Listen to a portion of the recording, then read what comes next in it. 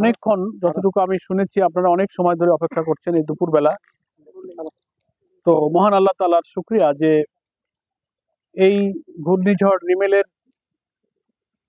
যে পূর্বাভাস যেভাবে আমরা পেয়েছিলাম, এর পূর্বাভাসে যে পূর্বাভাসে আমরা যে ভয়ঙ্কর ক্ষতির একটা ভয় করেছিলাম, অল্প জানমালের ক্ষতির মধ্য দিয়ে আল্লাহ তাআলা আমাদের প্রতি রহমত নাজিল করেছেন। আলহামদুলিল্লাহ। কিছু প্রাণের ক্ষতি হয়েছে, সারা দেশের উপকূলীয় অঞ্চলগুলো ক্ষতিগ্রস্ত হয়েছে।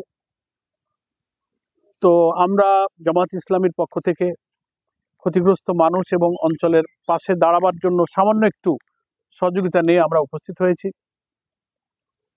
আমরা সকালে সাতক্ষীরা, খুলনা ইত্যাদি দক্ষিণ উপকূলে যতটা সম্ভব মানুষের পাশে আমরা সহানুভূতি নিয়ে দাঁড়িয়েছিলাম।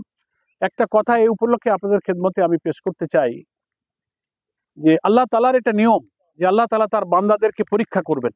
আল্লাহর পক্ষ থেকে আমাদের ভাগ্যে আল্লাহ যা নির্ধারণ করে রেখেছেন সেই ফয়সালায় তার বান্দা হিসেবে আমরা খুশি না বেজার, এটা আল্লাহ দেখতে চান। একটু দুঃখ কষ্ট, ঝড় বন্যা, অভাব অনটন, ভালো মন্দ সব রকম এই ফয়সালা আল্লাহ তাআলার পক্ষ থেকেই আসে।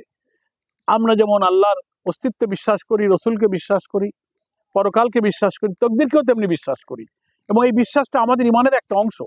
এজন্য বিপদ আপদ আসলে মুমিন মুসলমান ইমানদার কখনো হতাশ হয় না। সে এই বিশ্বাস করবে যে আমার মালিক গোলামের উপরে ভালো মন্দ যা দিয়েই খুশি থাকবেন, আমি গোলাম হিসেবে তাতেই খুশি আছি, আলহামদুলিল্লাহ। এবং আল্লাহ তাআলা কোরআন শরীফে পরিষ্কার করে বলেছেন, যারা আল্লাহর এই দেওয়া বিপদ মুসিবতে সন্তুষ্ট থাকবে, আল্লাহ তাআলা তাদের উপরে রহমতের ছায়া দিয়ে আচ্ছাদন করে রাখবেন। এটা আমরা ইমানের অংশ মনে করি। আর বাংলাদেশে 18 কোটি মানুষ, প্রতিনিয়ত ঝড় বন্যা দুঃখ কষ্ট আমাদের উপর লেগেই আছে। তো এই দায়িত্ব কিন্তু রাষ্ট্রের, নাকি বলেন? মানুষের বিপদে আপদে রাষ্ট্র এসে সাহায্য করবে। কিন্তু জামাত ইসলামী একটা সংগঠন যারা আল্লাহ তাআলার দ্বীনকে আমরা বিজয়ী করতে চাই। মানুষের বিপদে আপদে দুঃখ কষ্টের সময় আমাদেরই ভাইদের পকেট থেকে আমরা সাহায্য নিয়ে তাদের পাশে গিয়ে কিছু সহানুভূতি জানাই। তো আজকে আমরা বাগেরহাট জেলা জামাতের মাধ্যমে আমাদের বাংলাদেশ জামাত ইসলামীর আমির ডক্টর শফিকুর রহমান, আমাদের একজন মানবিক নেতা, যখনই যেখানে দুঃখ কষ্টের খবর উনি পান, উনার পক্ষ থেকে উনি নিজে অথবা উনার প্রতিনিধিরা দায়িত্বশীলরা সেখানে পাশে গিয়ে সহানুভূতি প্রকাশ করেন। তো 2 দিন ধরে এই রিমেলের যে প্রচন্ড ভয়াবহ একটা আতঙ্কে আমরা দেশবাসী ছিলাম, কালকেই সারা দেশের এই উপকূলের যেসব জায়গাগুলোতে ক্ষতির সম্ভাবনা, সেখানে আমাদের নেতৃবৃন্দ ছুটে গেছেন। আমরা নিজেদের অর্থ সংগ্রহ করে তাদের পাশে গিয়ে দাঁড়াচ্ছি। তো আমরা এইটুকু বলতে চাই, এখানে আমরা সামান্য কিছু প্যাকেটে খাদ্য সামগ্রী আছে, তার অর্থ এই না যে এইটা দিলেই আপনাদের সবকিছু পরিবর্তন হয়ে যাবে। এটা জাস্ট আপনাদের পাশে একটু দাঁড়ানো। প্রতিবেশী একটু অসুস্থ, দুঃখ কষ্ট বসলে পাশের লোক এসে মাথায় একটু হাত দিয়ে দোয়া করলে তো ভালো লাগে, নাকি বলেন? তো আপনারা জামাত ইসলামের জন্য দোয়া করবেন।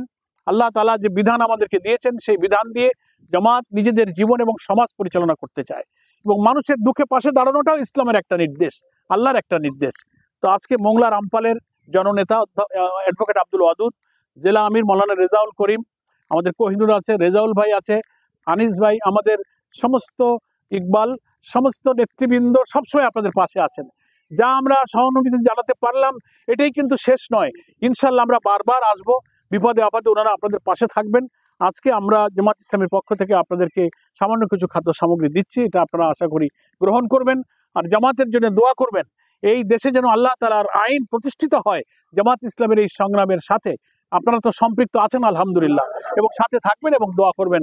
সকলকে ধন্যবাদ জানিয়ে আমি আমার কথা শেষ করছি, এবং 1-2 জন করে আমি কিছু আপনাদের হাতে